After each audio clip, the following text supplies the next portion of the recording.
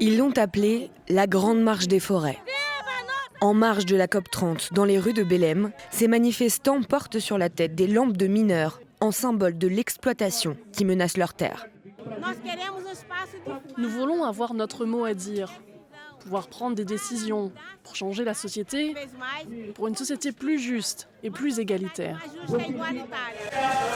À l'intérieur de la COP30, près d'1 millier de représentants autochtones participent aux négociations. Ils réclament la fin de la déforestation, de l'exploitation des énergies fossiles et la protection de la biodiversité sur leurs terres. Nous, les peuples autochtones, avons un grand défi à relever. Nous représentons 5% de la population mondiale et nous avons le devoir de protéger 80% de la biodiversité de la planète, ce qui n'est pas une mince affaire. La solution est de préserver la vie et de garantir la sécurité de ceux qui vivent dans la forêt. Les communautés autochtones sont en première ligne du changement climatique. C'est l'une des raisons pour lesquelles la COP se tient dans la forêt amazonienne.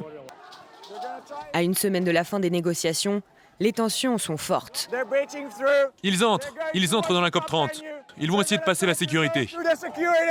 Mardi, des manifestants se sont introduits de force dans les locaux de la COP. Certains chefs autochtones ont revendiqué cette action comme un moyen de faire entendre leur désespoir.